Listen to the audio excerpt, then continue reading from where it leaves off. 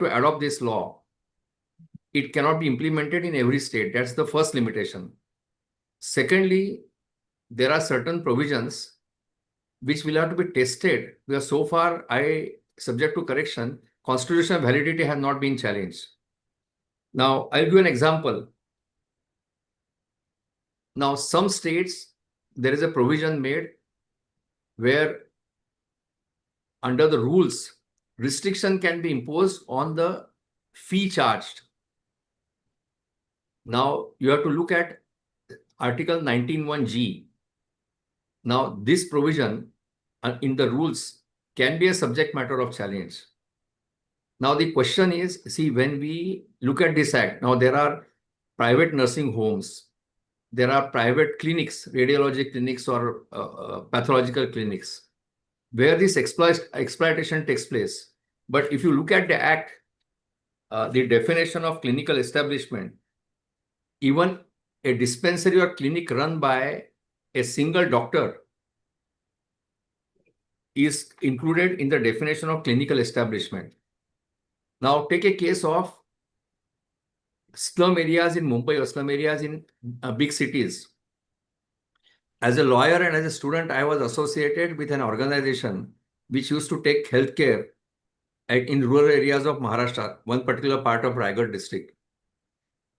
Now, if you go there, you go to some, for example, Dharavi slums, there are very small dispensaries run by individual doctors. Now, are we going to put restriction on the size of the dispensary? And one more thing.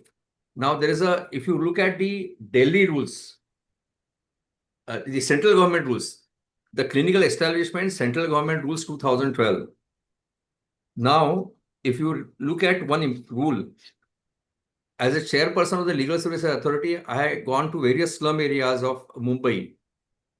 I have gone to villages.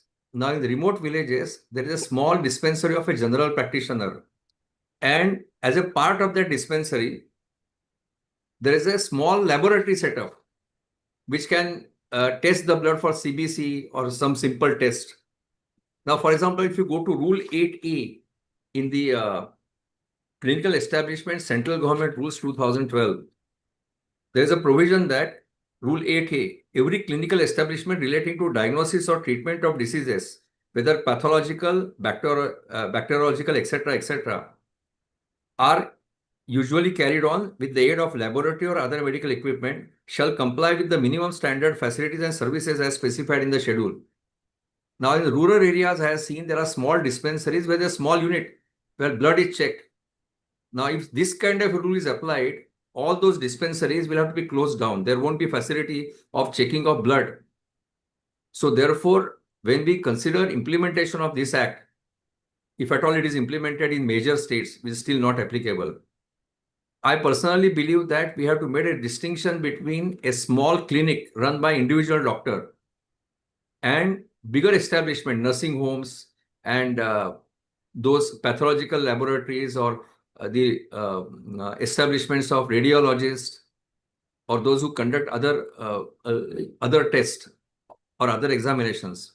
So therefore, when we consider applicability of this act, we'll have to also remember that someday it will be tested before the court on the ground of violation of Article 19(1)(g). For example, in Delhi rules, there is a provision, that Rule 9.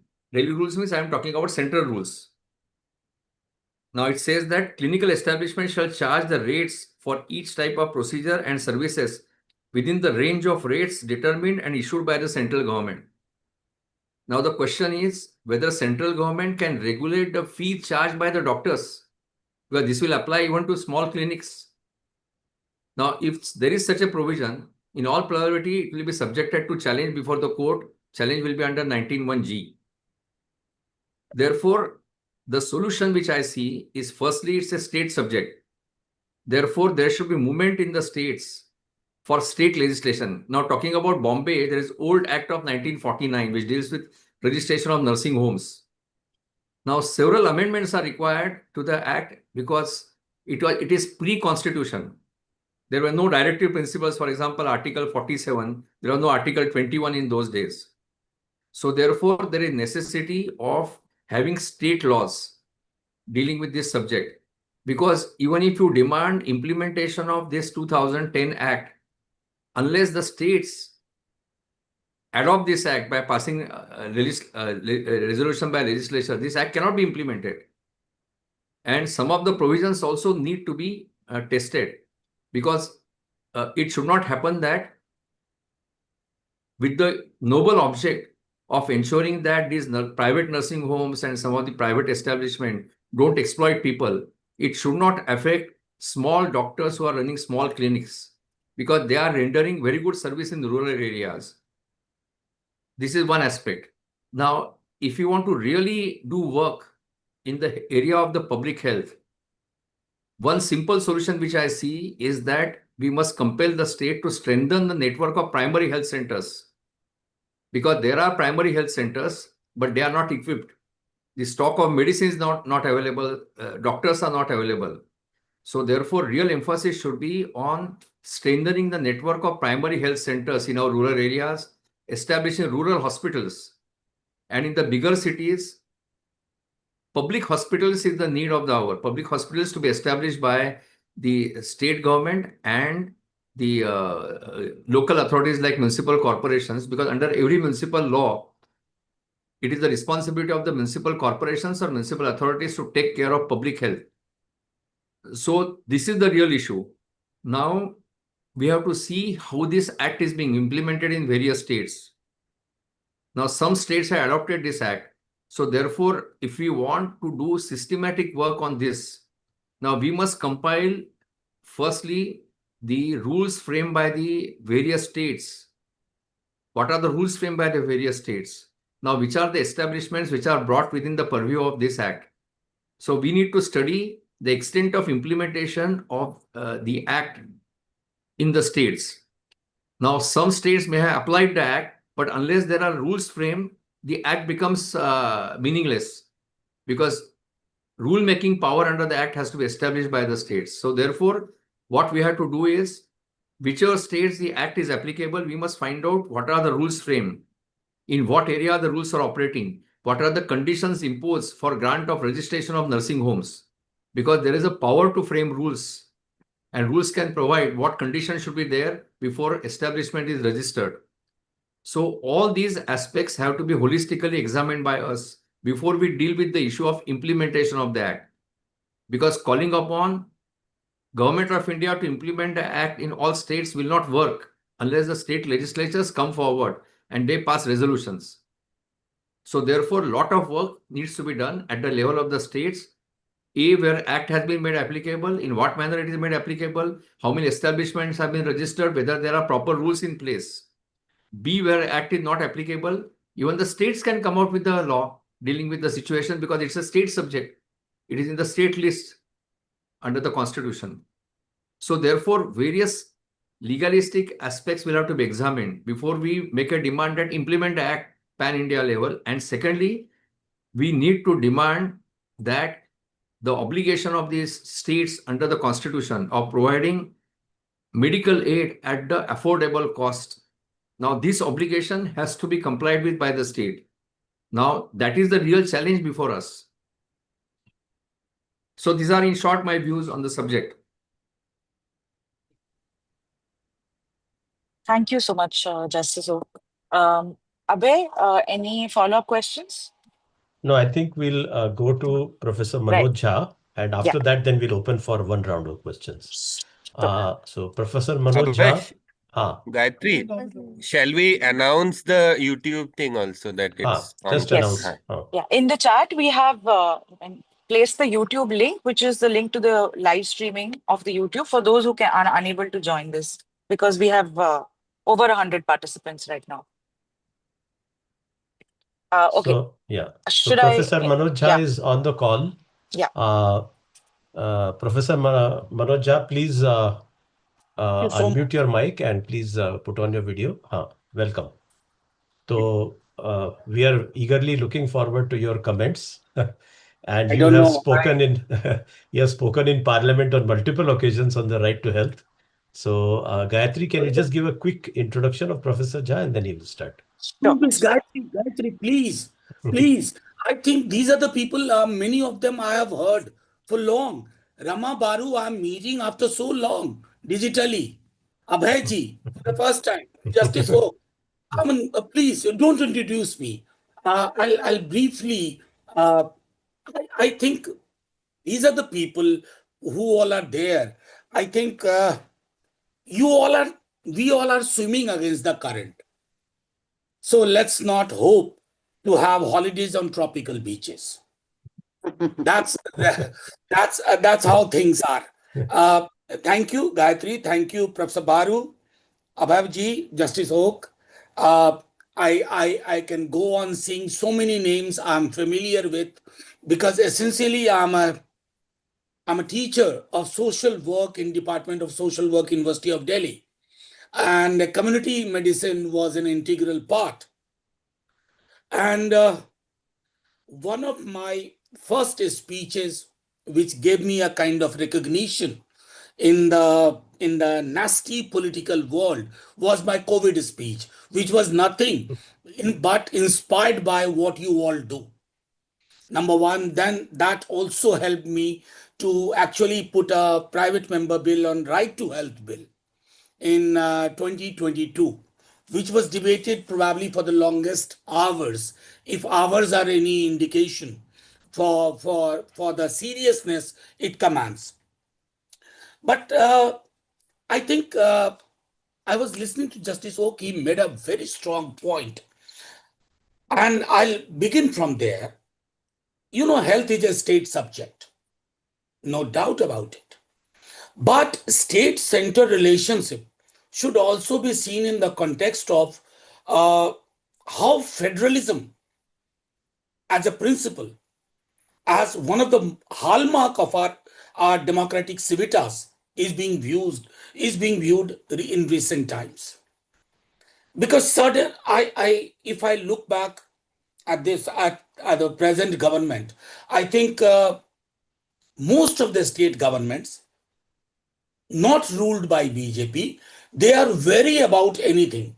Number one, I think so for even for federalism and health being a state subject, I think states for even for good reasons are actually not confident to move ahead, and only movements by the people can do it. Now, this act, Abhayji sent me a set of questions what he expects me to uh, speak on.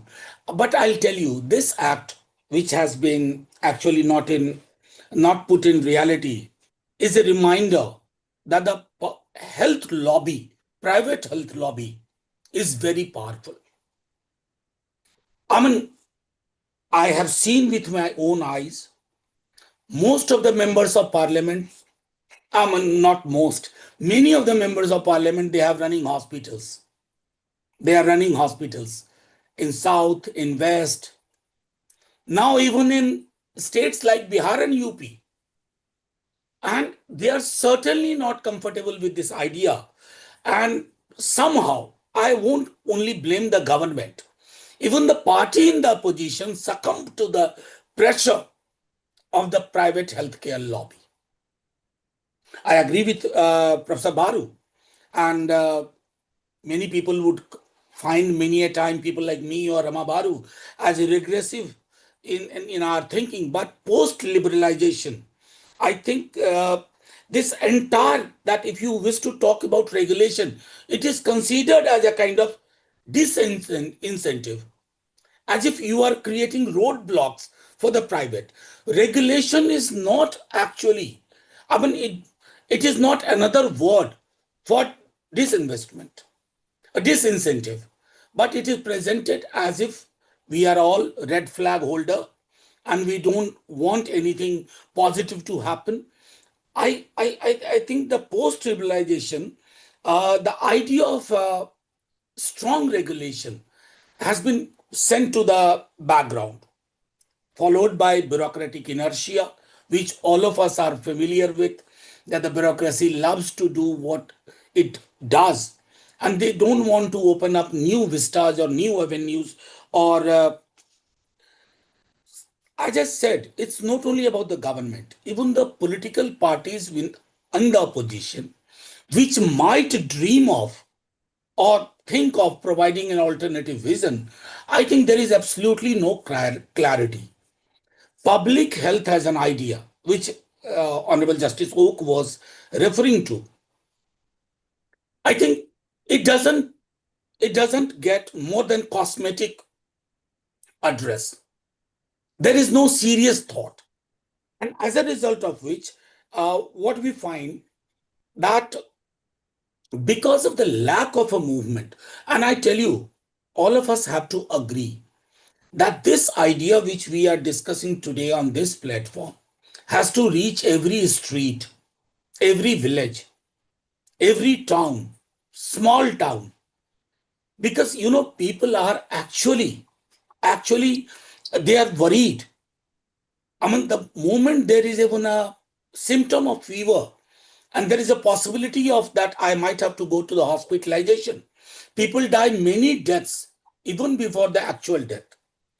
Now, this idea, unless it takes the shape of a popular people's movement, I think no government, no political party will actually consider it very seriously, because in terms of electoral dividends, it does not promise them immediate a positive cost benefit analysis.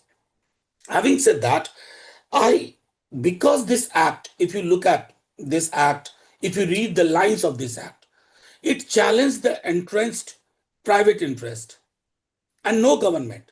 And I add, together with the government, no political party, all the parties in the present political sphere had shown any political will to confront these entrenched interests.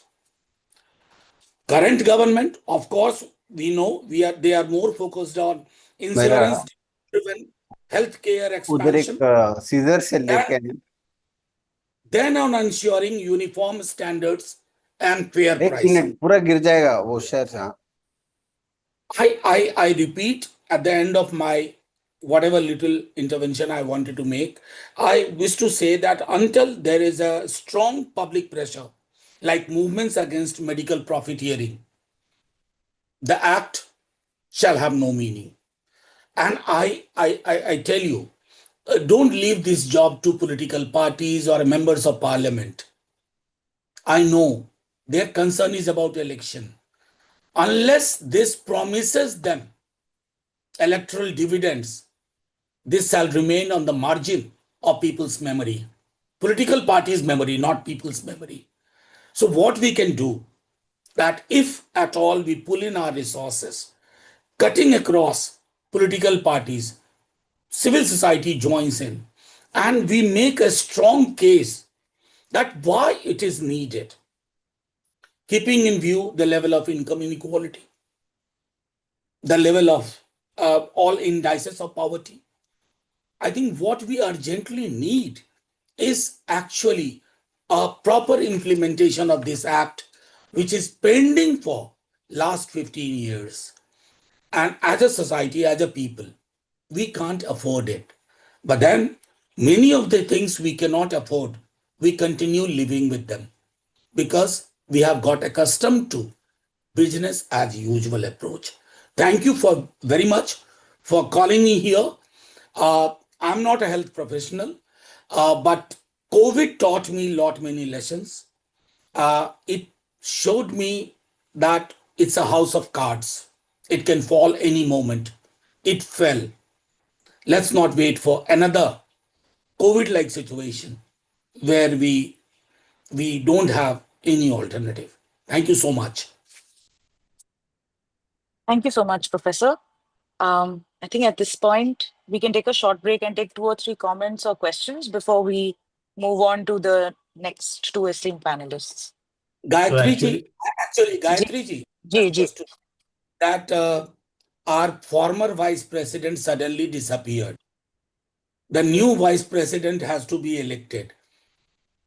And we have a meeting at 7:30, right? So if you allow me, but I would love to have the detailed minutes of this meeting. And I promise I'll work with all of you in whatever little capacity I can. Thank you so much. Yeah. Okay sure. So Manoj ji, थोड़ा सा 1-2 minute अगर आपको कुछ लोग शायद सवाल पूछना चाहेंगे क्या? एक मार्ग पे मीटिंग है. अच्छा अच्छा. Okay it's a sudden development. Okay आप ओके. फाइल कर लीजिएगा. Will will will touch base. Right. Okay okay. So Sorry, there are some. sorry. हाँ. I apologize to everyone, and this is a Okay. sincere apology. Okay, sure. But just to, on behalf of the organizers and on behalf of जन स्वास्थ्य अभियान, मैं इतने ही कहना चाहूंगा कि आपने जो बात रखी है बहुत ही महत्वपूर्ण और गंभीर बात है कि इसके ऊपर एक जन आंदोलन खड़ा होना चाहिए स्वास्थ्य के अधिकारों के मुद्दे पे. और प्राइवेट अस्पतालों का जो रेगुलेशन है ये सिर्फ एक टेक्निकल मुद्दा नहीं है, ये एक सामाजिक मुद्दा है. और आपने बोला कि people die several deaths before their actual death, ये तो बड़ा एकदम एक कोटेबल कोट आपने बोला है. तो इस पे जरूर हम जन स्वास्थ्य अभियान में और बाकी भी जो हमारे साथी हैं इनके बीच में चर्चा करेंगे. आप पार्लियामेंट में हैं और आप हमारी आवाज हैं. तो वो भी हमारी आपसे भी थोड़ी. Convey my regards to Professor Rama Baru. Sure sure. She don't remember me, but I had met her long back. Sure. And we will look forward to your also raising these issues within the parliament. और हम parliament के Don't worry बाहर. about it. Don't worry about it. I used to love. I love to remain in a position forever, asking questions. Okay, thanks a lot. So we'll proceed with the questions to Justice Oak. I think Ravi Duggal. So can you, Gayatri, just read out the questions in the chat box which are addressed to Professor Oak? So, sorry, Justice Oak. Yeah. Yes. there seems to be no question as such for Justice Oak. Dr. Ravi has made a comment and asked Justice Oak. He says, I agree with Rama that the best way to regulate the private sector is to assure access to all for good and free public health services. But that apart, if there is an expanding private and corporate health sector, then it should be regulated as a business activity, including price regulation, the way we regulate drug prices or prices of various other private services. If we do this nationally, then the caveat that health is a state subject becomes irrelevant. Justice Oak, your take on this? See, basically, what I wanted to elaborate was this. If you look at the definition of clinical establishments, it also includes individual doctors. Now, there are individual doctors running small clinics. So, what I personally feel is, one is corporate sector which has come into the health industry. They need to be regulated. There is exploitation. Nobody can dispute about that. But when we talk about health services as such, are all establishments, I personally believe that the government, the legislature must have relook at the definition of medical establishment. If we are going to impose stringent conditions on individual doctors running small clinics, like size of the clinic and many other aspects. I gave one example. Some doctors have rural area small laboratory. So therefore, no doubt that there is a need to regulate the bigger players, the corporate players or bigger hospitals, no doubt about it. But while we do that, we must also ensure that small players, small doctors at individual level, those who are rendering services, they should not be adversely affected.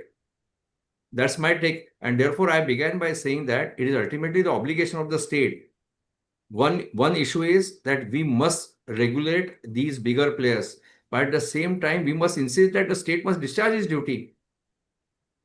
Because you may regulate it, but still the fee structure will be such that many people will not be able to afford.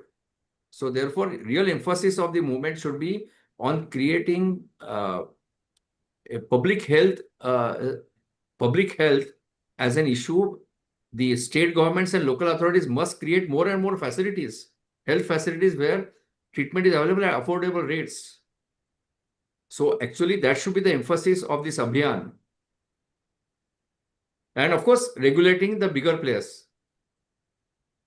Yeah, so thanks, Justice Oak. Yeah, your point is well taken. And even in Jan Swasthya Abhiyan, we have a position that the very small providers, individual providers, they should not actually be, subject to very stringent type of Yes, correct. technical regulations, and we don't want obviously them to shut down or to suffer. But today there are huge corporate hospital chains. Correct. There are large corporate hospitals, and sir, you would be aware of in the metro cities now, even in the larger cities, and even they're spreading to the tier 2 cities. And these are completely outside regulation. The rates, the treatment practices, and we saw this during COVID, that there was actually a market failure, complete market failure, because of lack of regulation. No, and one more thing which you have to see one more angle in this, that these hospitals, corporate hospitals, are becoming more and more powerful. See, there are two types of hospitals. I have seen some of the hospitals in Maharashtra which are run by trusts, where actually a lot of facilities are available, concessional rate is there, reasonable rates are there. But these corporate players who are entering, now everything is concentrated with them now.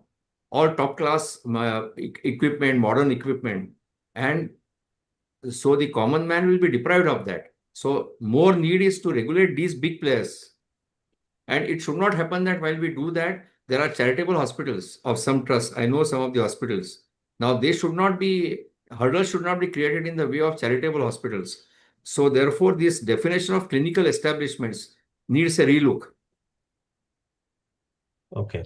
Premdas has asked a question. Premdas, do you want to briefly tell your question? Yeah, okay. Thank you. Can you hear me? Dr. Yes. Justice Abhay, thank you so much for your preliminary thoughts. I also come from a legal fraternity practice for some time. Then I did my PhD in public health and law, and under the supervision of the guidance of Professor Ramambaru, who is chairing today. So the question is, this has been a long-standing argument that state is a health subject. And under the Constitution Article 11 or 12, health also comes under the local governance. The issue is that there are health care itself, if you limit to, it is intersecting with so many things. You need medical professionals. Now, in the last Niti Aayog's report, after that, most of the places, district hospitals are getting transferred to medical education department. And medical education is not a state subject. So everything is governed by center. Then the issues about drugs and medicines, a health system which is under the state subject. If you do not have the regulation of pricing and provision of the the essential medicines, all that, it is a central subject. It is in the center. So again, it looks like the body is in the state, the soul is in the center, and the center can always choke this soul. So how do we read this now? For many programs which have got a lot of funds, like population control program, for example, is not the state subject. So technically correct. Some part of the health system is in the state, but it is the duty cannot be only in the state, because many things are in the center. So I just want your comments on understanding this, the state center, and about 25% funds have to come from the center to the state, even as per the health understanding and the budgetary provisions. But then that depends on whether money comes or not, depends on the state center relations.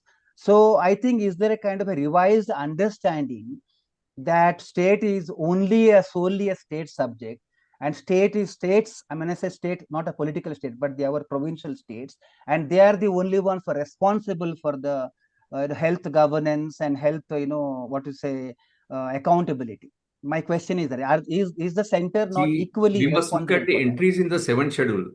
Now, entry 6 in list 2 is very comprehensive, which is a state list. It is public health, sanitation, hospitals, and dispensaries. So all dispensaries of individual doctors are covered by it. All hospitals are covered, and public health. Now, when you are saying that some hospitals are being run by medical colleges, for example, but still the states can still regulate those hospitals. If some hospital is attached to the medical college, state can, because ultimately hospitals is a state subject. So in fact, the states are really powerful in this area, because the health, public health, hospitals and dispensaries comes completely under the purview of the state government. Unless, of course, state legislature says that we leave it to the central government by passing resolution under Article 252. So if you see entry is 6, and when if at all there's overlap in the entries of the union list and state list, the law is very clear. Now here, pith and substance rule will apply. If you apply pith and substance rule, it will be exclusively state subject, because public health is a very wide subject. Now, public health has direct correlation with Article 47, a directory principle of the state policy to strengthen the public health. So therefore, it is exclusively state subject.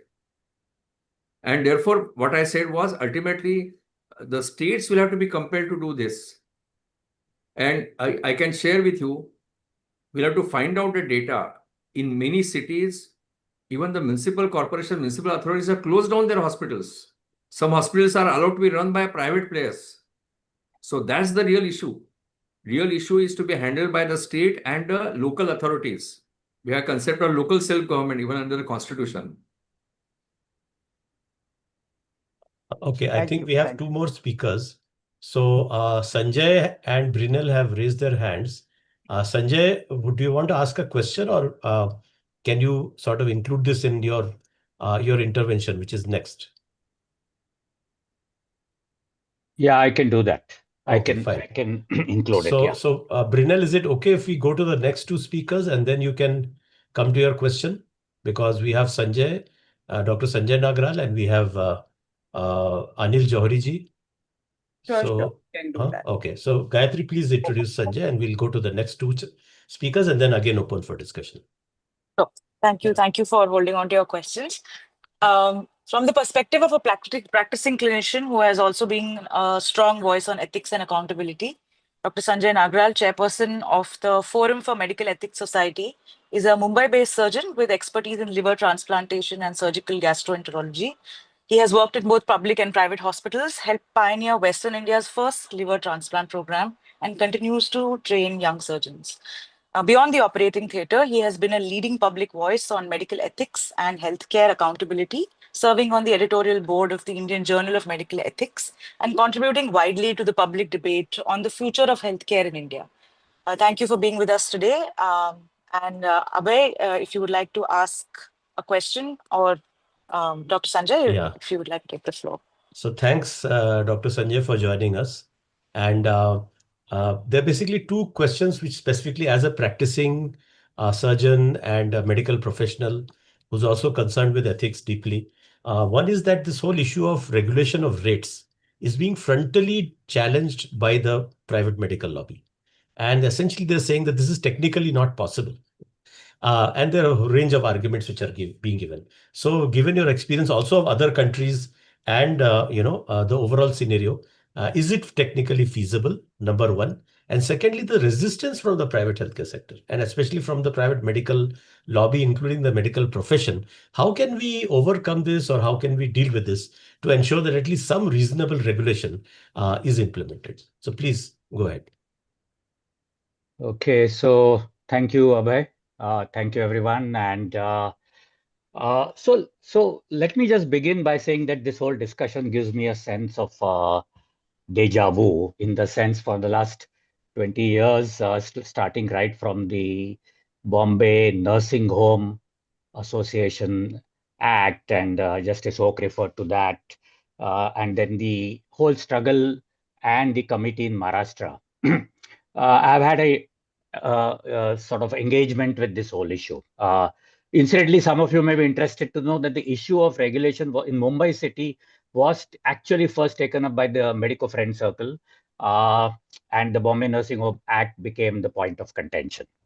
Now, I also would like to start by saying that I'm going to share with you some experience of being a part of the Maharashtra State CEA committee. And this committee was actually formed when Maharashtra decided in around 2013-14 to make a Maharashtra level act. And Justice Oak, you may be interested in some of the things I say, because I think it sort of shows us where the medical profession is coming from. And so I'm just going to first share with you some of the experiences of as a member of the committee, what happened.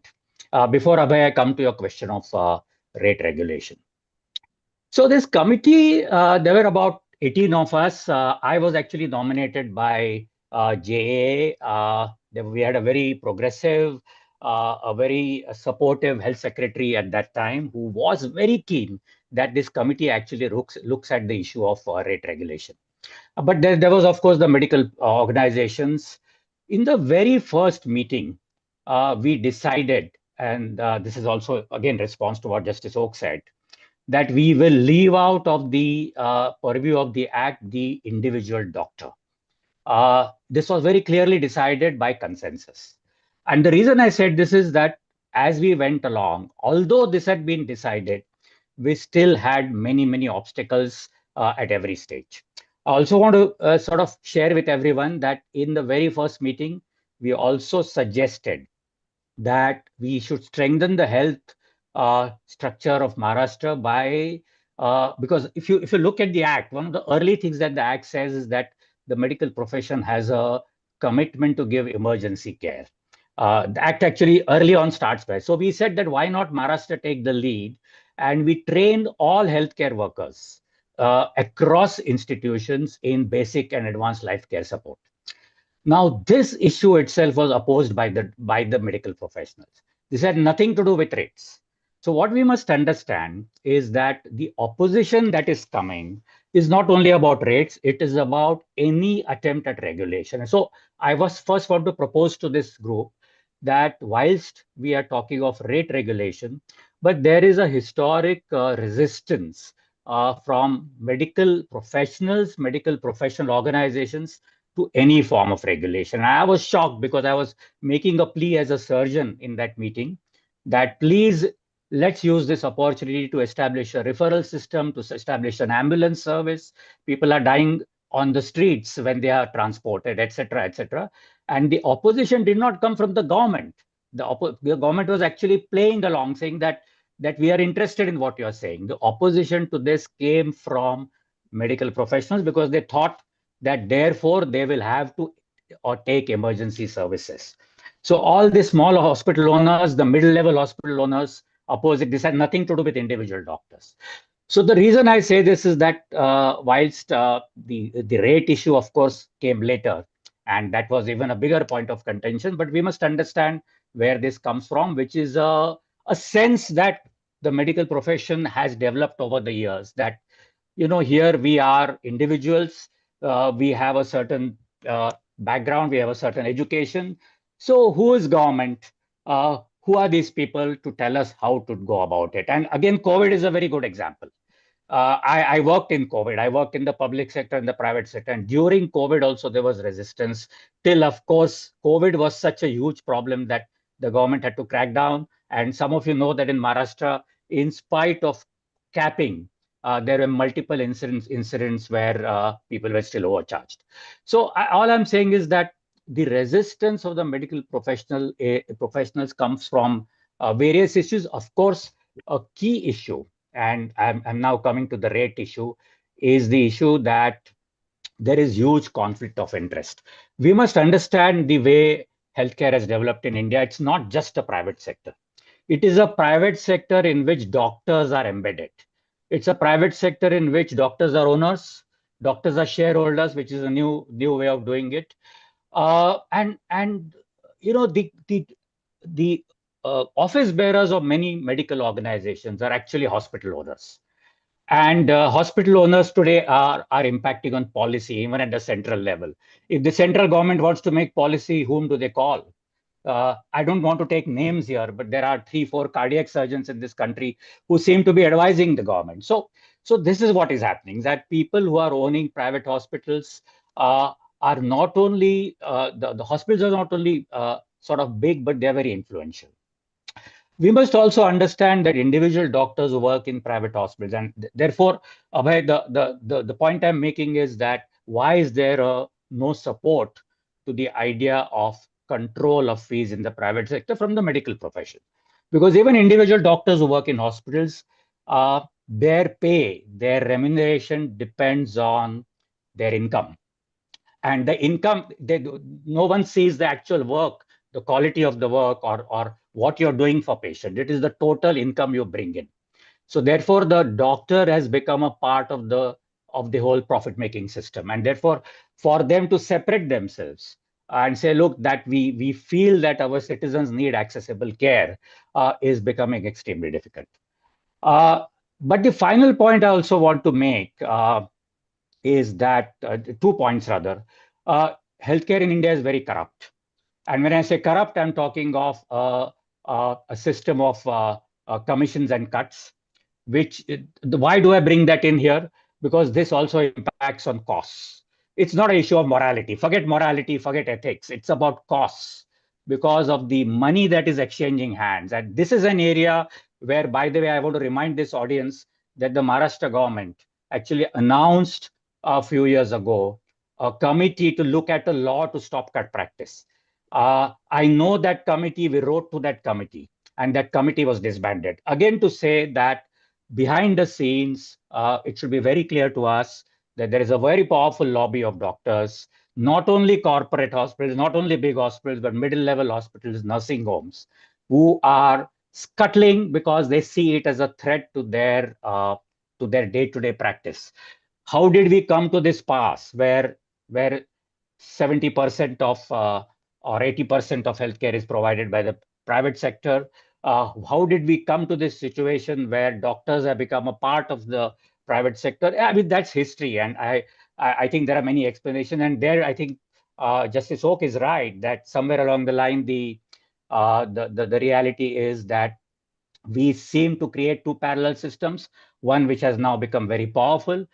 And I just want to also say, and this is something that, because I worked in both sectors, that it seems to me that ordinary people also now seem to feel, maybe it's partly by pressure, but also I think because of the unequal systems, that healthcare in the private sector is of higher quality, it is more friendly, etc. So they are also abandoning the public sector. So we must understand, and I'm not pushing the burden on them, but just to say that therefore there is a sort of credibility issue of the public sector. And I worked in KEM for 20 years. Justice Oak, I mean, I've seen the change in Mumbai city. Nobody in COVID, nobody wanted to go to public hospitals. I used to get calls saying we want beds in private hospitals and help for that. So I think we must even look at that. Now, Abhay, to come specifically to what are the strategies, because I don't think we'll get any support from professional organizations. I'm very clear about that. They are too embedded. They are too much a part of the system. So when you ask me the question, how should this resistance be overcome? I think it can only be done through the state, and the state has some very powerful arguments. A large number of doctors are still trained in public medical colleges, therefore the taxpayers' money. Many healthcare workers are trained there, and then they work in the private sector. There is lots of monetary relief to hospitals. The charitable hospitals, for example, get lots of relief. Even the so-called corporate hospitals, there's a famous case of Apollo Delhi, which got land at a throwaway price. So there is a basis which, if the umpire or the person who's supposed to have a fair game wants to use, they have instruments that they can use. Whether they want to use it is something that I'm not sure. So I'll just end by also commenting on what one of the points that has been made both by Professor Manoj Jha, that there is no political interest. But I want to say this, that actually the political interest is increasing.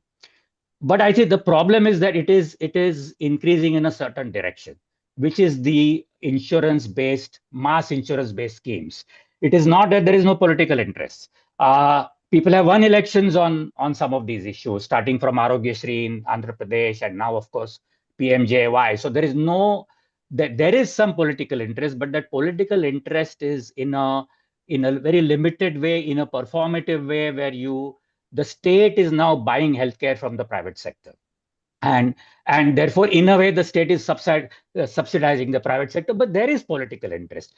Whether that political interest can be sort of pushed towards more investment in healthcare, and our budget is, is a classic example, is the question. So I think that's where our friends and many of us together have been pushing. Finally, I also, before I conclude, I want to say this, Abhay, because I've sounded a little, you can say pessimistic, nihilistic, whatever you want to say. But if I can tell you this as an insider, that if the pushback that has happened over the last 20 years, and I'm talking of individual patients going to court, patient rights groups, Medico Friend Circle case in Mumbai, the work of JSA, the work of all of you, if that was not there, it would be much worse. It would be much worse. So today, at least there is a pushback. People know that they are being watched. And therefore, I think uh, I was just end on this note saying that uh, many of you have done tremendous work, because there is a sense in the profession now that we are being watched and that we cannot get away with anything. So I'll just end here. I don't know whether I answered your question, but just thought I will give these some of these background issues for people to understand what's happening with the medical profession in this country, which is that they are getting more and more incorporated, more in many countries, the medical profession is a very independent voice. Medical associations take stands which are independent of the stand of the government or the political party, etc., which unfortunately does not happen here. It happens in when their livelihood is threatened. So when government does anything for Ayush, you will see the IMA responding, because it's a turf war. It's more of a turf war. We must understand this. I'm not going into what Ayush and about Ayush and the science of Ayush, but that is immediately when they will respond, because everything is about their turf. And that is where we have reached. And that is what explains the resistance, Abhay. And I suggest to you that we have done it over the years.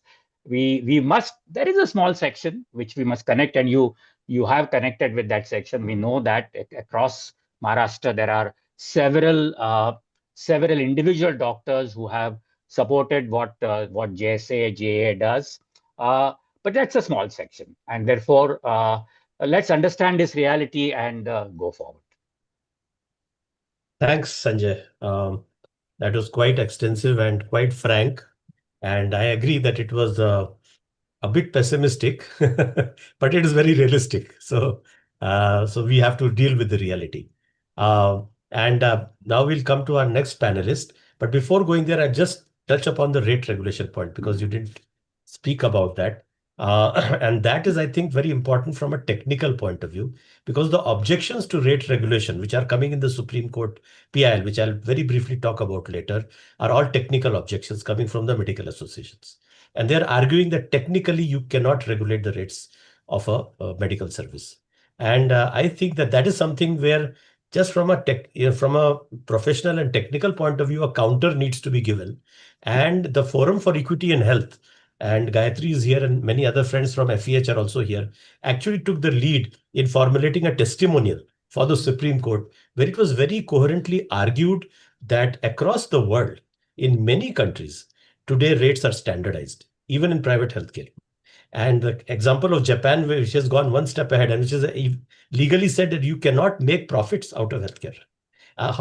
Private hospital is not allowed to basically be an engine for making profits, and so on. So today rates are standardized under the entire PMJY scheme, covering 25,000 plus hospitals. They're standardized under insurance in different forms. So thousands of procedures some kind of rates are being worked out. So rate standardization is somewhere already on the agenda.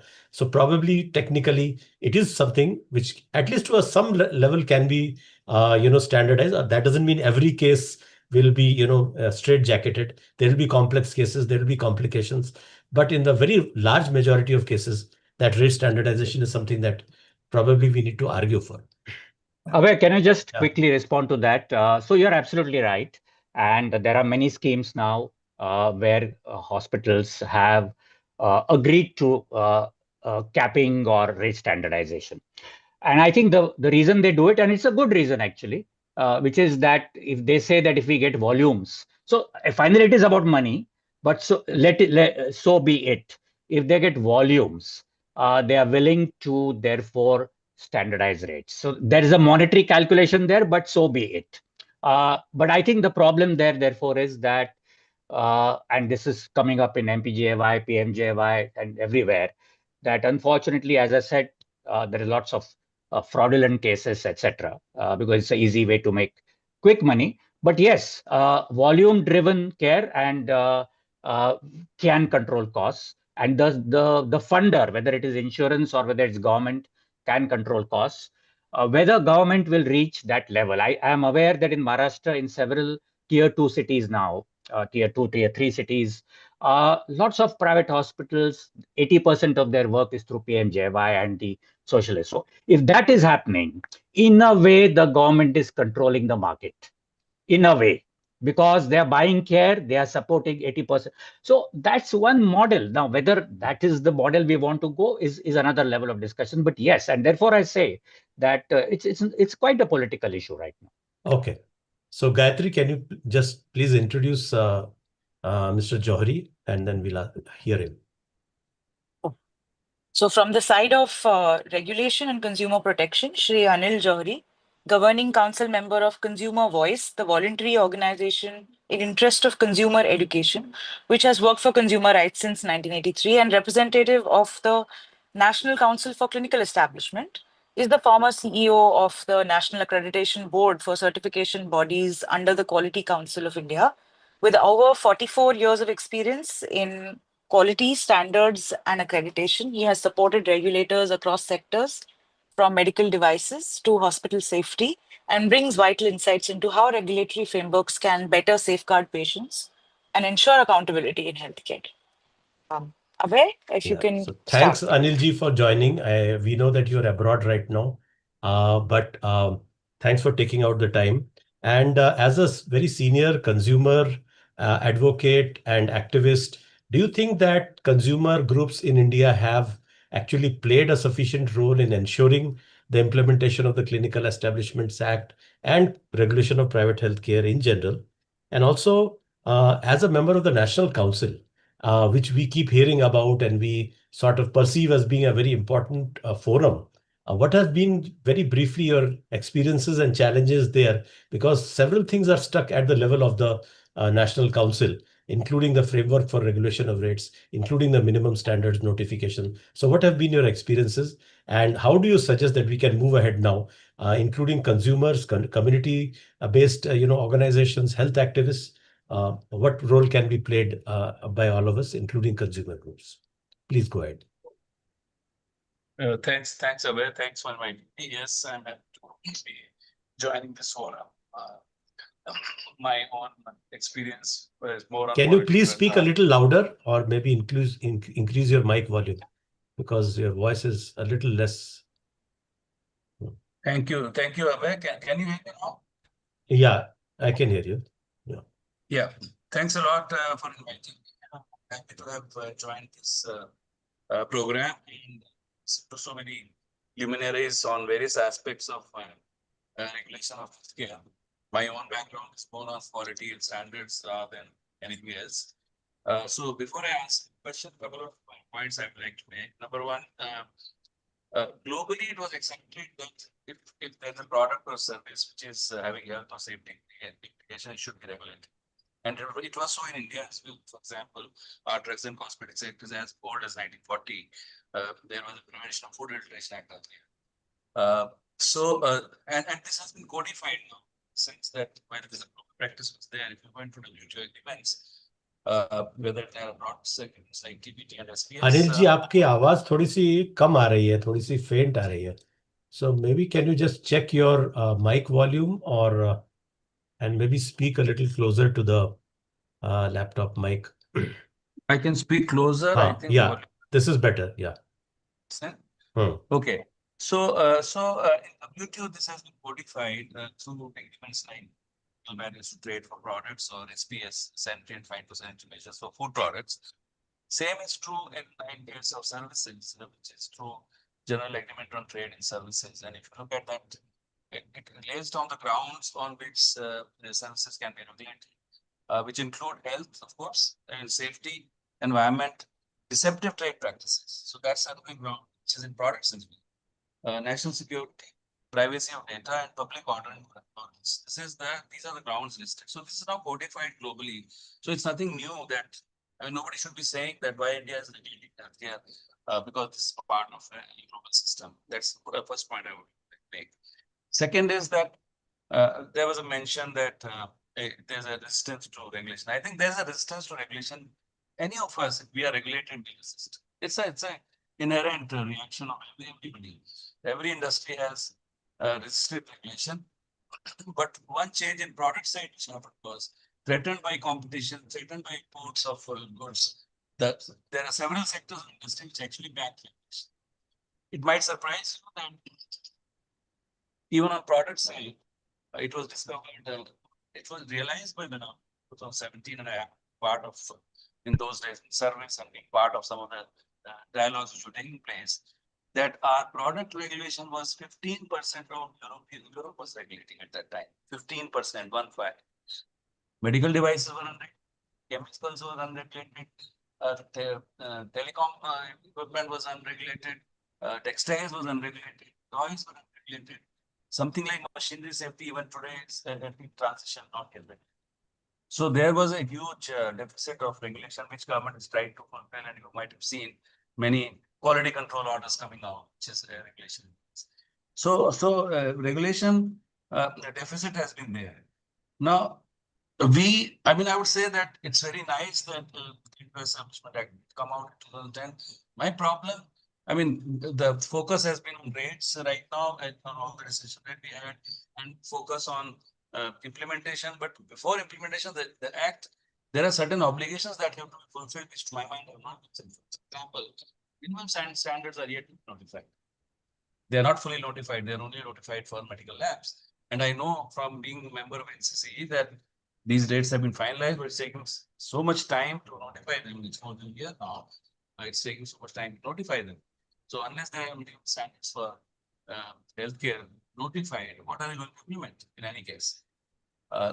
Standard treatment guidelines, another aspect which is of interest to consumers. There are quite a few. If you go to the website, there are a number of standard treatment guidelines which are there on the website, and they could become a reference point in case of a dispute, certainly, and it helps the consumers. Charter of Patients' Rights and Responsibility, again, approved by NCC, it's on the website. So first thing is, are sufficient rules in place and range of charges? Of course, I left out deliberately. It was decided that there would be a committee, and it would look, see, what has happened is that a template has been made on how to calculate the rates. And that template is also available on CE website. It has been circulated to all the states, asking them to sort of fix the rates. Some states actually did.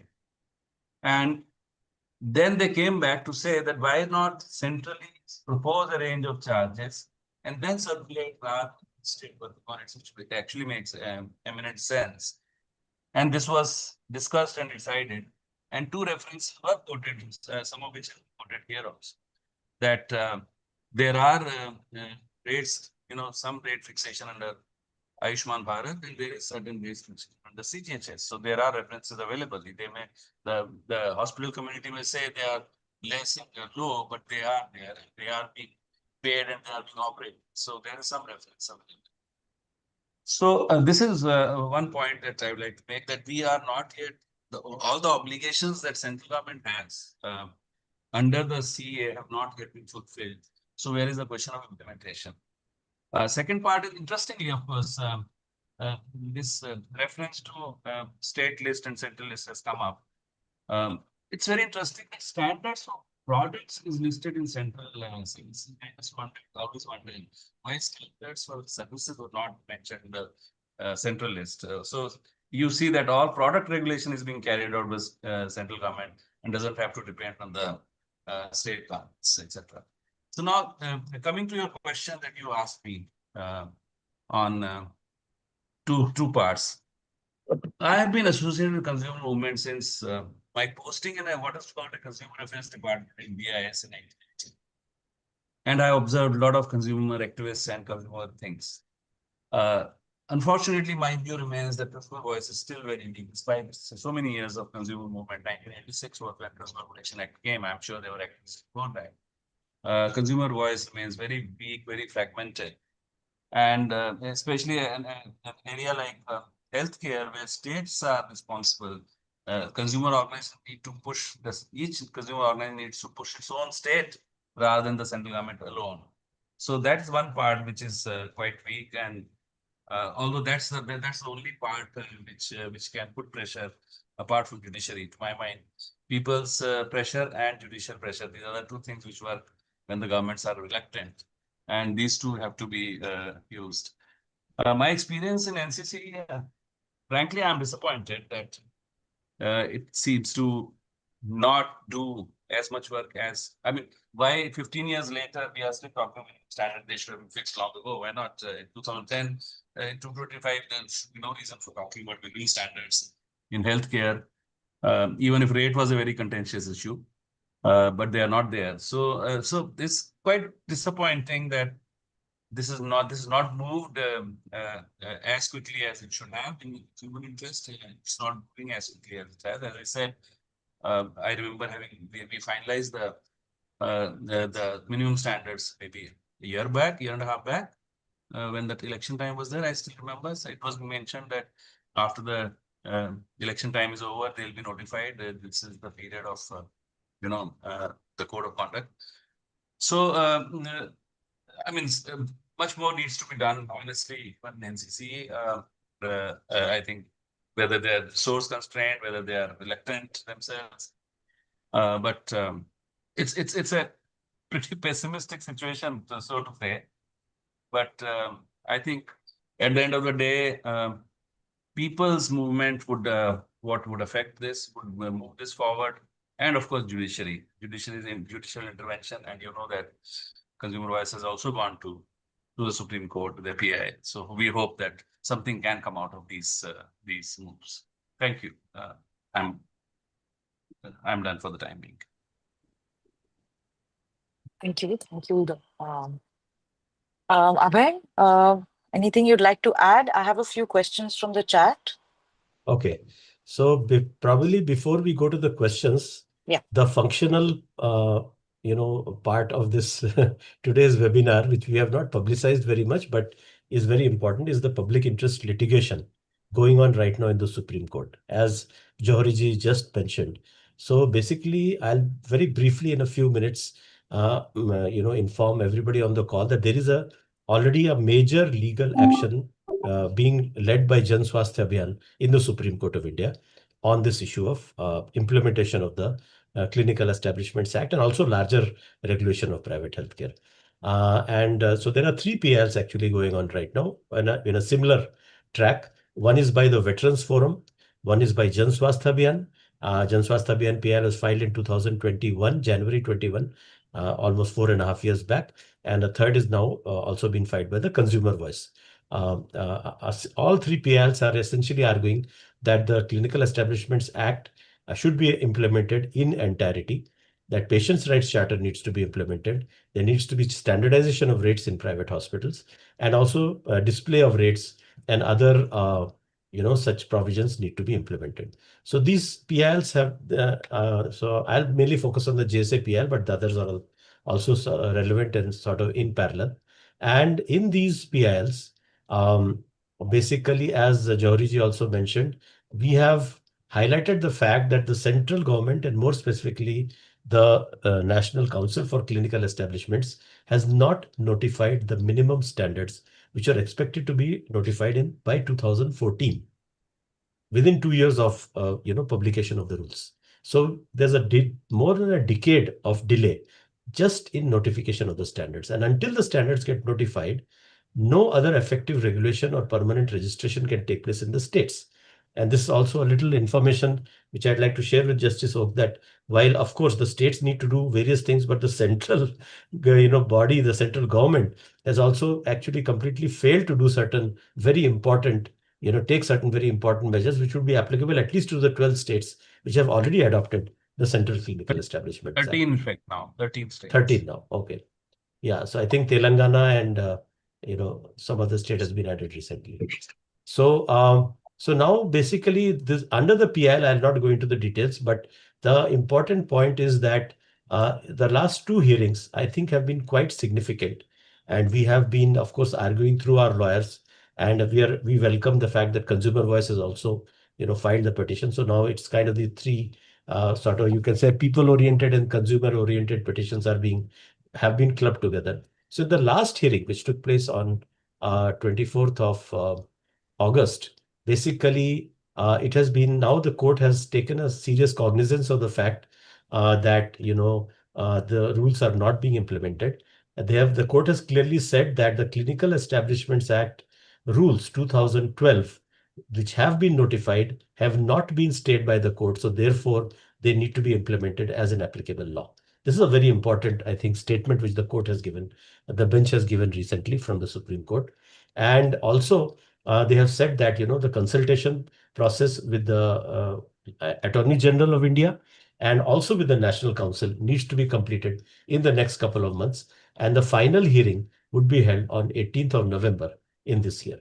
So, which basically means that now the court, which had sort of perhaps, been involved in some procedural issues until now, is now taking the entire plea quite seriously. I should add that 5 major medical associations have also filed petitions in the Supreme Court opposing rate regulation primarily. And they have given a range of arguments in that context. But interestingly, rate transparency, which is also very important, standard treatment protocols, patients' rights charter, these have not been contested by any of the bodies until now. So that gives some hope that at least all those provisions, which are also part of the CA rules, should get implemented and without much further delay. And maybe the rate regulation is the only aspect where there is maybe some controversy may continue. So I'm just sharing this briefly, that this PIL, which will immediately and directly affect and actually help people in the 12 states where it is actually applicable, the CA is applicable, including Uttar Pradesh, Bihar, Jharkhand, Rajasthan, Himachal Pradesh, Haryana, Telangana, Assam, and other northeastern states. So it's already on the anvil.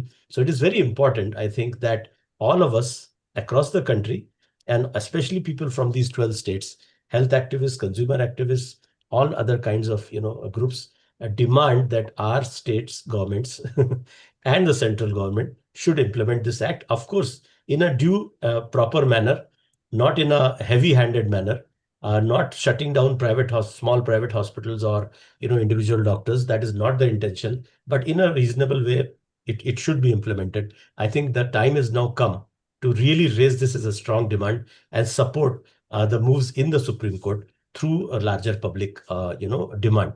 And as the call ends, I'll share with you, there's a national opinion poll which has been launched by an organization called Patients' Rights Now, which is aligned with Jan Swasthya Abhiyan. And basically, here we have asked people to give their feedback about their experiences in private hospitals. And I'll put the chat in the box. You can see this link. Many of you may have already responded to this. We have got nearly 1,500 responses so far, but it will be great as one step if everybody on this call who has not yet responded to this opinion poll. It's a short series of 5 simple questions with a multiple choice response. It can be responded in just 1 or 2 minutes. Can respond to this. And secondly, Dr. Shukla, I just want Yes. to add, you are referring to PIL. Yeah. See, basically, whichever state has adopted the law, the central rules will have to be implemented. But there is serious lacuna in central rules. See, if you read, only for your information, Section 12 of the Act. See, Section 12 gives rule-making power to the central government to prescribe minimum standards of facilities and services. Now, this is not implemented.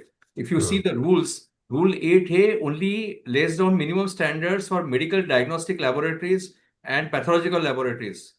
Whereas under Section 12, the power of the central government is to prescribe standards, minimum standards of facilities and services as may be prescribed.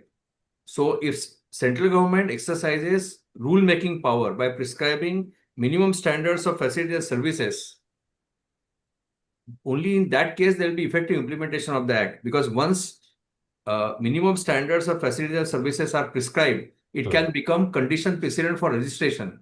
Yeah. And there are so many other things in Section 12 that minimum requirement of personnel as may be prescribed.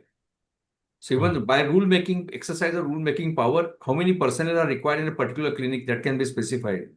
So unless Section 12 of the Act is fully implemented and rules are framed, the present rules which are there, which are framed, I think in 2012, are wholly inadequate.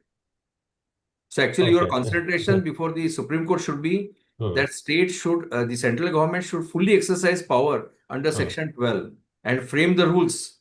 And then only the implementation of rules, that will be a second thing. So Section 12 implementation, especially Clause 1, 12.1.1, 12 subsection 1, Clause 1, that's very important.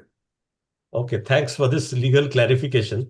We'll consult you further also. And of course, your guidance will be very useful for us. But of course, you're absolutely correct that until the standards are not notified, the further aspects cannot be regulated. And those standards are yet to be notified. So that is part of the argument. But Jauhriji, you want to add something on this point? No. I also mentioned the same thing, that the basics have not been done. Where is the question of implementation? Yeah.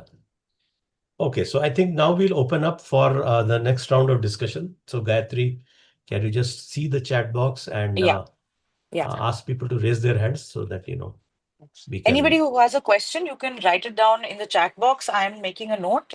I think we can start with Brunel. She had raised her hand before we had started again. Brunel, would you like to add? I have basically put my comment in the chat box, so I'll just go back to it.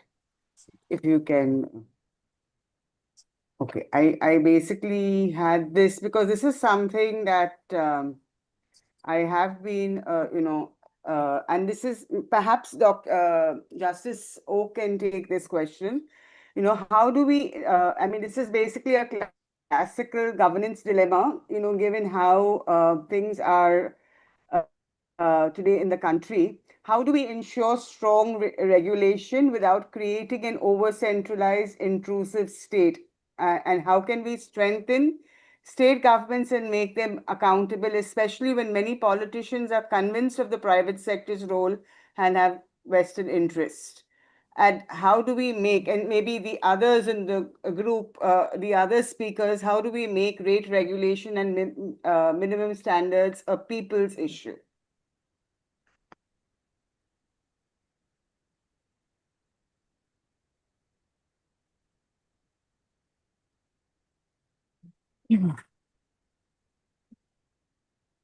Brunel, is there anyone specific who you would like to address the question to, or maybe the first question, or the first two questions, or maybe the first question to Justice Oak, Rama could answer, and Manoj is gone. So, unfortunately, and Anil can also take up. I mean, no, but can you specify what is your question? Actually, you have made your comment. What is your question? No, so I'm just wondering, how do we do regulation without creating an overbearing, overpowerful state? And how do we ensure that India's federalism is also kept intact? See, when it comes to federalism, it is governed by the 7th schedule of the Constitution. So what is state subject remains as state subject. Unless, of course, state legislature exercise power under Article 252(1) and pass a resolution and adopt this law. So state subject will remain state subject, and the institutions like Jana Swasthya Abhiyan will have to actually create special pressure groups in the state so that states can legislate. Now, to whichever states the law is applicable, unless there is proper implementation of Section 12, no purpose is served, because unless rules are framed in exercise of powers under Section 12, no purpose will be served by implementing the existing rules. So as far as federal structure is concerned, we hardly can do anything because public health, hospitals and dispensaries is a state subject.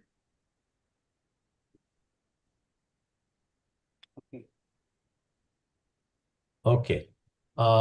So yeah, thanks for the question and the clarification. Are there any other questions? Yes. I see. Yeah. So, And Dr. Professor Rekha, Professor Sriram Khanna has also joined. Yes. So I'd like to make a short comment. Okay. Am I allowed to make it? Can you hear me? Yes, we can hear you. Yes. Yeah. I'd like to make a short comment on the way the battle lines are drawn in the Supreme Court. There are 3 on our side: Jan Swasthya Abhiyan, Veterans Forum, and Consumer Voice. There are 5 associations representing private hospitals, medical associations, and other stakeholders in the private sector, which have challenged the vires of the rule, which enables the Clinical Establishments Council to frame those rules. So there is a legal challenge and there is an implementation challenge. The story has been slightly modified by an intervention application filed on behalf of the General Insurance Council. General Insurance Council has membership of all the general insurance companies, and they were represented by the government advocate, and they have intervened and become parties to this petition. Apart from that, the Supreme Court has itself directed that the National Clinical Establishments Council should file its own reply. So there are 5 on the, and I expect that the the General Insurance Council and our point of view is the same. They also want regulation. They want prices to be set because the insurance companies do not want to pay more to the private hospitals. And on the National Council for Clinical Establishments, it has convened a meeting on Tuesday. The Clinical Establishment Council is meeting on Tuesday on the 9th in New Delhi. And one of the items on the subject is what view should they give before the Supreme Court. And those of us who are represented there, who are present, will have to push this to say that that the council should note its inability to frame the rules in accordance with Section 12 and say that we will do so in a given time frame and commit to the Supreme Court that we'll frame the rules within 6 months, 9 months, or 12 months. Because unless they are bound, the bureaucrats keep postponing this issue from one meeting to another. I remember Anil Johri has raised this issue a number of times. Sometimes it is not even minuted. Then we have to write to them, why didn't you minute it? Then still it is not minuted. So it's not easy to make the government machinery work. And I think this litigation in the Supreme Court is going to help clarify the situation and bring the state governments and the central government before the... So far, state governments have not been issued notice. But at some point, we should ask our council that they should bring the state governments before the Supreme Court as well. At least those state governments which are covered under 12A, the 12 states that have been mentioned. So I would say that this litigation is probably the turning point, but we should not put our full faith in it. There is required public pressure, a public movement to draw attention to the iniquities and the bills that are being made by the private hospitals. I am the one to say that during this campaign, every family which is aggrieved by an excessive charge by any private hospital should send their copy of the bill to the DGHS and say, why are you not regulating this? And I want to mention, in one case, the Haryana government set up an inquiry committee against Max Hospital in Gurgaon. And that report of the Max Hospital inquiry by the Haryana government itself is a reading. And this was pre-COVID. They pointed out dozens of anomalies and overcharging, from medicine to diagnostics to treatment and so on and so forth. So we must collect all the muck that is before every family in terms of unpaid bills or excessive bills and throw them before the Supreme Court as well as this committee. Thank you. So thanks, Professor Khanna. You highlighted some of the challenges and also the urgent need for people to get organized around this demand. And I'd just like to clarify that even in the existing rules, which are, of course, they may be not ideal, but they have some basic provisions. According to those, at least the minimum standards need to be notified, which is long standing. And they're all formulated. They're on the website, but they have not yet been formally notified. So one of our demands, at least as JSA, is that notify the standard so that at least permanent registration can start. And then further things can be rolled out. Until then, actually, the act itself is almost unimplemented on the ground. So any other questions which are there? Dr. Ravi has a question. He has asked, he says he personally thinks that the CEA will never get implemented, especially in states which have a strong private health sector. So regulating them as a business activity is the best option, especially price regulation. Price is the lifeline of the market, and putting pressure on that is the best way out to rein in private practice. Can the legal experts present please advise if this can be a good start to push regulation of private hospitals instead of waiting for the CEA? See, according to me, if central government initiates or comes out with legislation to regulate the rates in these corporate sector hospitals, that is bound to be challenged on the ground of lack of legislative competence in the state government, because ultimately fixing rate also has direct nexus with the public health, hospitals and dispensaries. So I don't think central government can come out with pan-India legislation determining the rates. Actually, the PIL is pending. Notice should be issued to all states, and states should be called upon to disclose if they are not adopting the central law, what steps they are taking in terms of the legislative power vesting in the state and their obligation under Article 47 as well as Article 21. Because I don't think, prima facie, I feel that this rate regulation cannot be diverse from the powers of the state government. No, the idea in NCC is not that the central government will enforce the rates. The idea was that NCC should have a draft proposal for range of rates, which should be circulated to states for their comments, and the states would have to legislate. No, you are referring to this National Council. Yes. Now, please have a look at Section 5, whether even National Council can do that. What are the duties of National Council laid down in Section 5? Is first is compilation of National Register, classification of establishments, developing minimum standards, determining within 2 years from establishing first set of standards.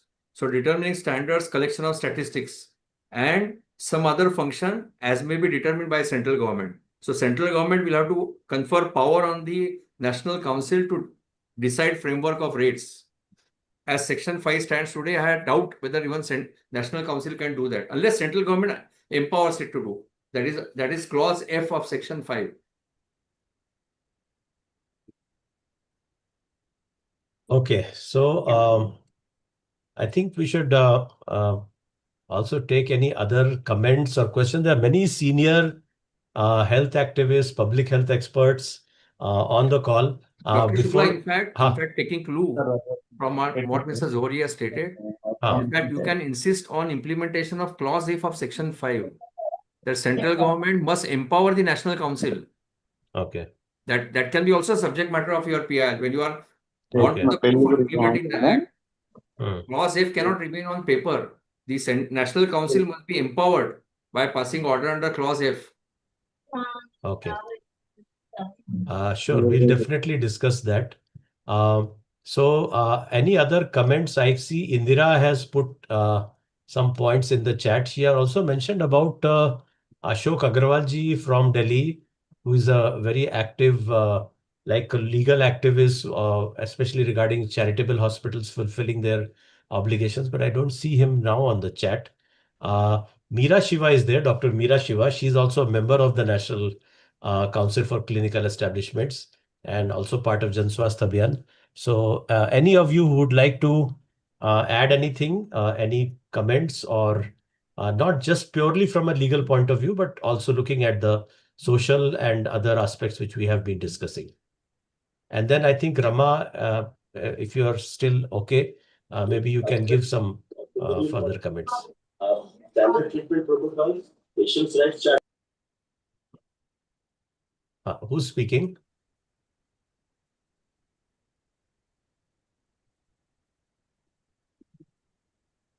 Somebody was speaking and then their mic has...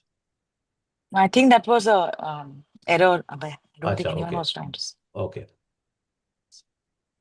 So any further comments or questions? Abhay, can I make a comment? So I had put it in the chat box, but there is, of course, and I think Justice Oak referred to this, that there is a very wide spectrum of facilities in India in terms of healthcare, right? Small doctors, small hospitals, rural hospitals, etc.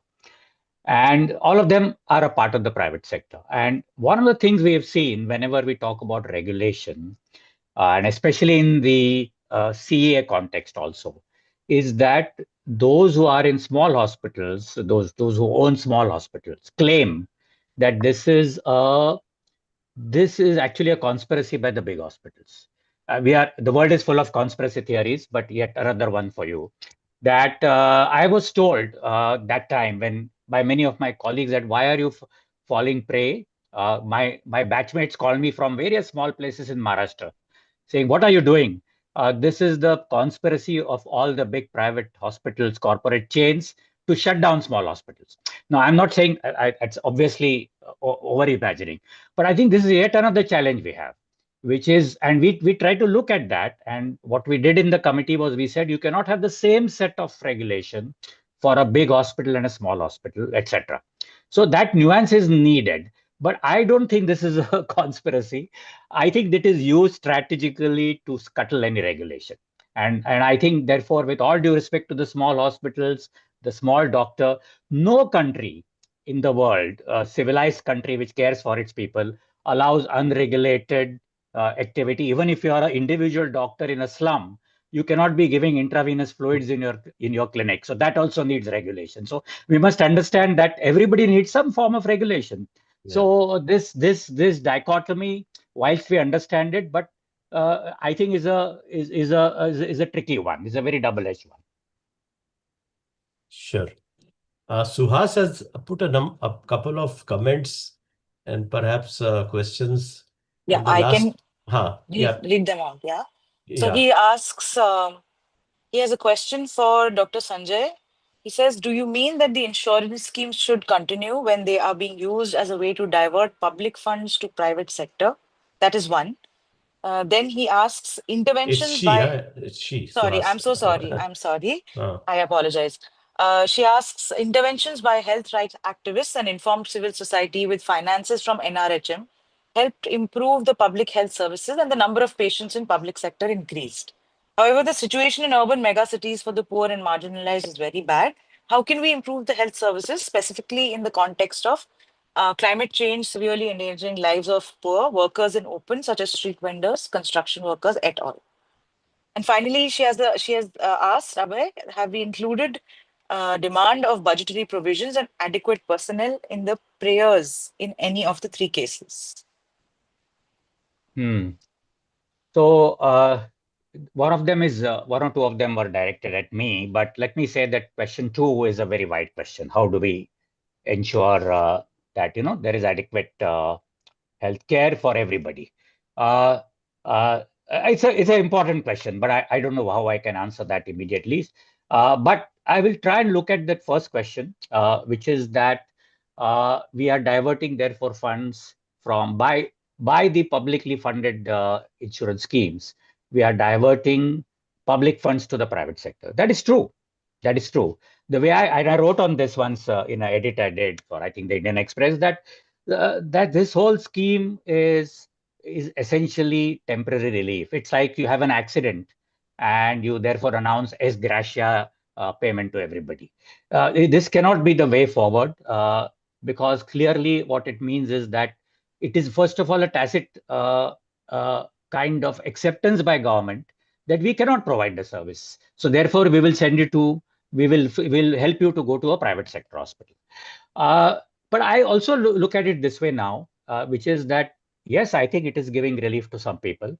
And number two, if the volumes are high and if the state is interested, let it fund the hospitals by large volumes, but also control the way in which the care is delivered. And that second part is a bit of a problem. Insurance will be with the state because insurance is also desperate in India to control the way things are being done.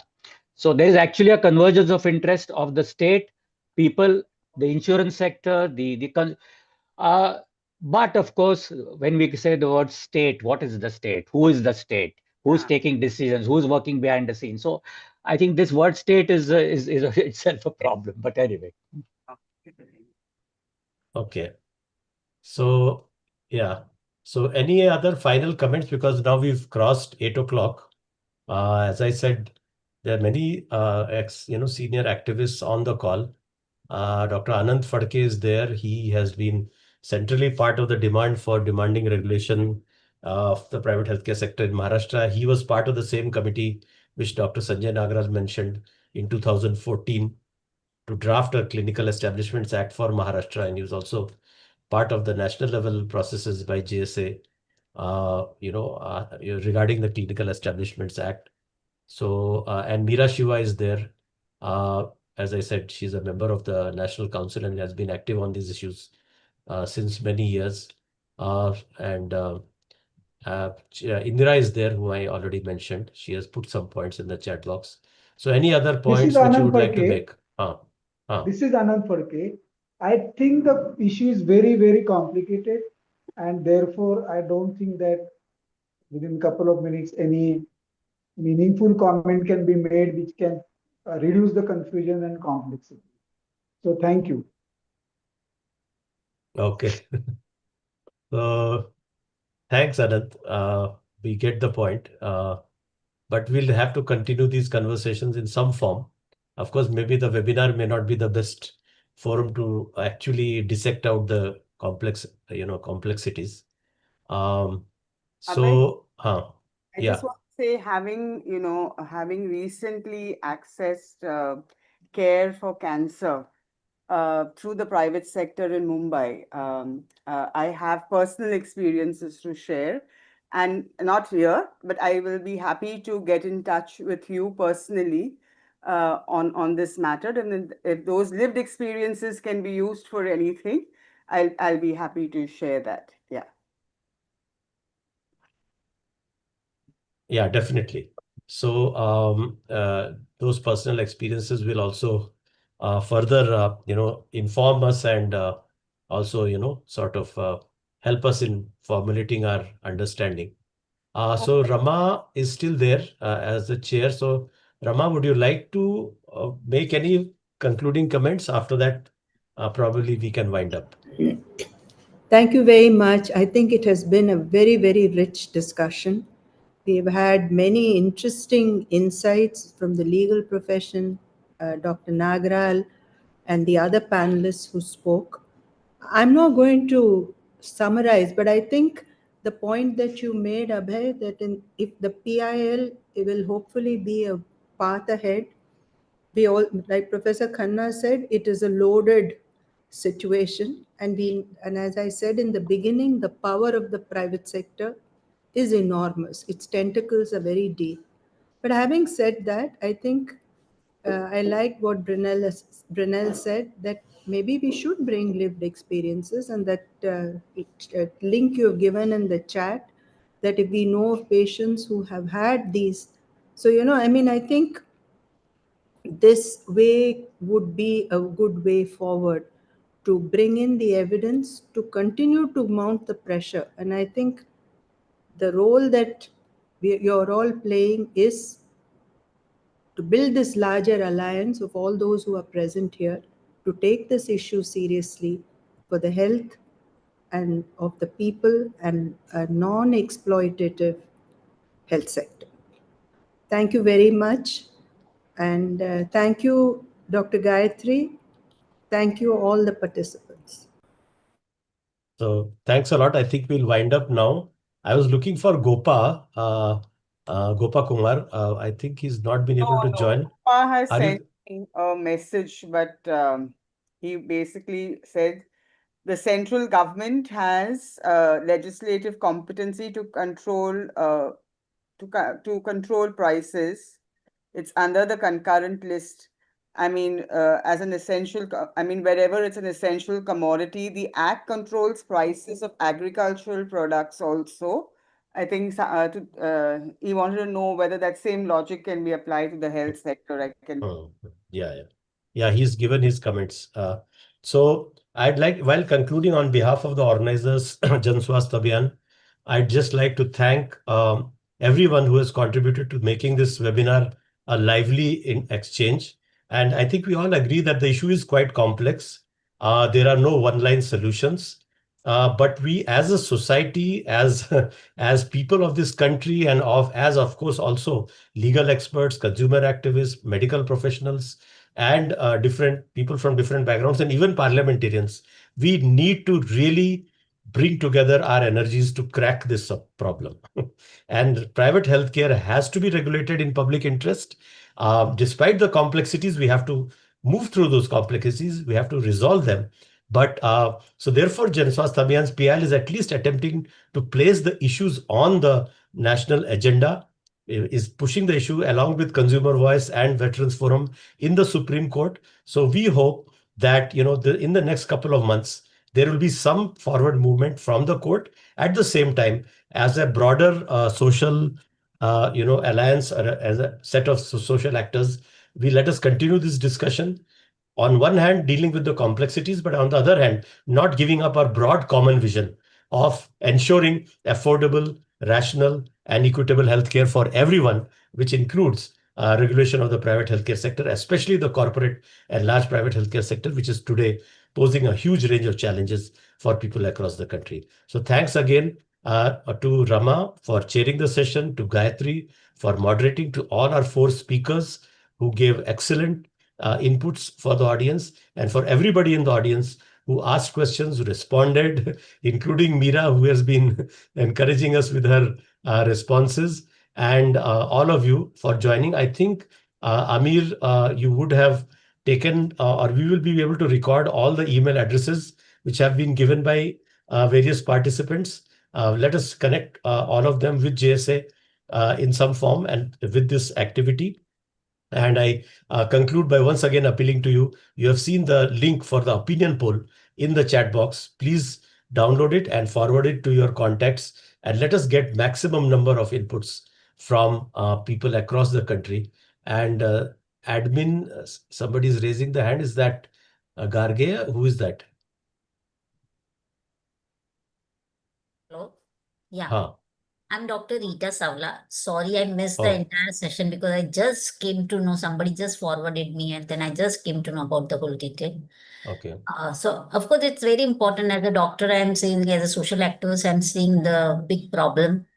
And I'm sure that lots of things have been covered, but I missed it. So I would like to get the detail, and maybe in the next seminar, I could add to my views what I've been seeing it, the difference. So to make it more affordable. And the one point which I would like I think we'll need to wind up now. Can you please put your email address in the chat box? Okay. And what was your name again? Dr. Rita Savla. Okay. So we'll get in touch with you. I think we'll probably need to wind up now because it's 8:15. And thanks for joining. And thanks to everybody who has joined and contributed to the discussion. I think we'll wind up now. So we'll continue this conversation. And thanks to everybody. And we have recorded the session. So we'll make available the recording also for those who have not been able to participate today. So Amir, Gayatri, Garge, thanks to all of you. Can we wind up now? Anything you want to add in the end? And Justice Oak, thanks a lot for joining us. And we'll keep taking your guidance on the legal issues which are involved. In the Supreme Court, we need somebody, who has actually, served in the Supreme Court as a guide for us as we take forward, our arguments in the PIL also. So thanks a lot. I will wind up now. Good evening to everyone. Yeah. Thank you. Thank you. Good night. Okay, thank you. Bye. Thank you. Yes. Yeah.